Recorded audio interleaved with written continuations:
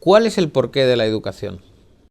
La educación tiene como objetivo fundamental expandir nuestras capacidades para relacionarnos con el entorno. ¿Cuál sería el objetivo máximo? El mejor desarrollo epigenético de una persona con independencia de su entorno social y cultural. ¿Qué queremos decir con desarrollo epigenético? Sabemos que la influencia del entorno en las capacidades que desarrolla una persona es muy grande. De hecho, el efecto escuela ahora mismo es bastante menor de lo deseado. No digamos ya cuando la escuela no está bien estructurada, bien organizada o no cuenta con los medios que necesita. Desde ITE lo que hemos buscado desde nuestra fundación siempre es encontrar, o al menos intentar encontrar, una forma en la que el objetivo fundamental de la educación, que sería que cada persona pudiera alcanzar su mejor expresión, fuera más fácil de conseguir. Como decía, debemos analizar qué saben las ciencias relacionadas con el desarrollo humano, psicología cognitiva, epistemología, y utilizar la inteligencia artificial para crear unos instrumentos que permitan alcanzar ese objetivo. Ese objetivo le podemos definir como neurodesarrollo extremo, neurodesarrollo competencial, neurodesarrollo para el entorno.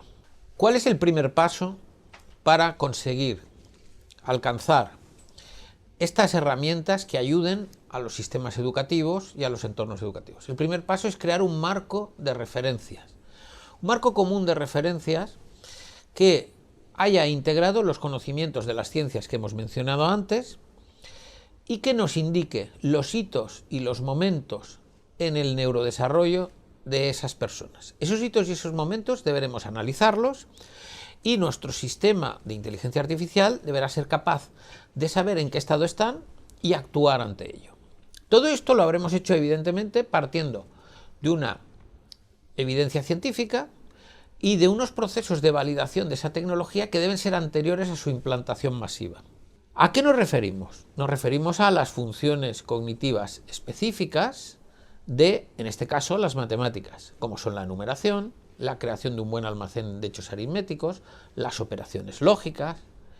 Y además, lo que tenemos que tener en cuenta, y no se había conseguido hasta ahora en herramientas tecnológicas, es que esto está relacionado, por ejemplo, con nuestra memoria de trabajo.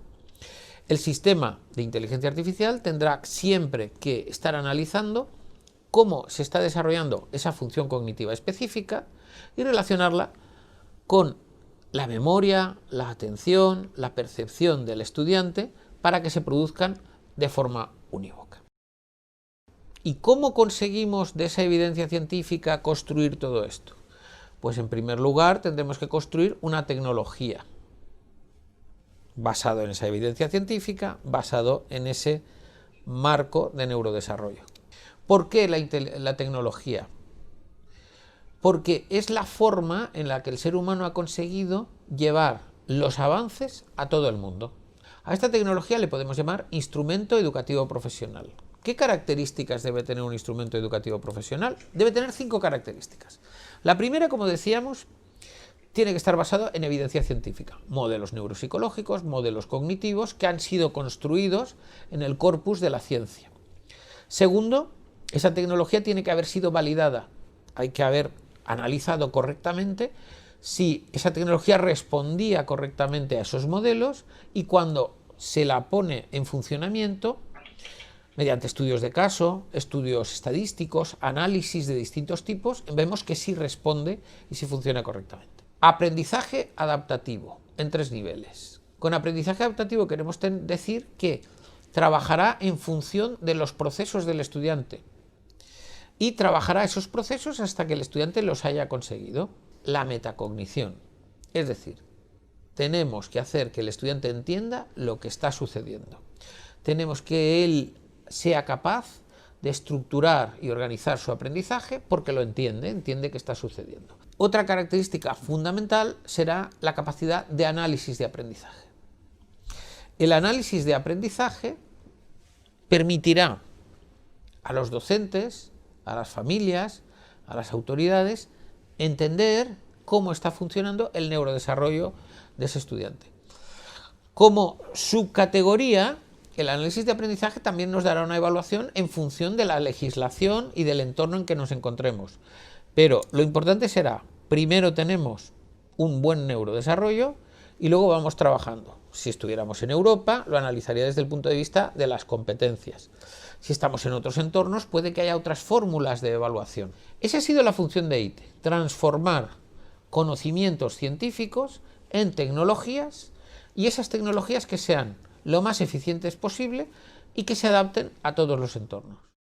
¿Cuál ha sido el resultado en distintas implantaciones, en entornos diferentes, de los instrumentos educativos profesionales con sus marcos de referencia? Implantar un instrumento educativo profesional como los que hemos estado explicando y trabajar con ese marco de referencia ya ha demostrado que produce los siguientes beneficios. Uno es que sí se adapta específicamente a la necesidad de cada estudiante. Otro es que se consiguen los resultados con mayor eficacia y eficiencia. Que el condicionamiento social y cultural se reduce. Y además se ha demostrado que es accesible a todos, que es económicamente viable y que también reduce el tiempo que el estudiante debía dedicar, por ejemplo, a adquirir competencias básicas, por ejemplo, del lenguaje matemático, del lenguaje verbal, y puede dedicar más tiempo a procesos de creatividad, a procesos de pensamiento superior, que antes tenía que dedicar, por la no adaptación específica a sus necesidades, a procesos específicos de un área de conocimiento meramente procedimental, que evidentemente tiene que adquirir, pero que no le permitía adquirirse de forma eficiente y rápida, como hemos comentado, y que además eso le condicionaba en procesos superiores de pensamiento.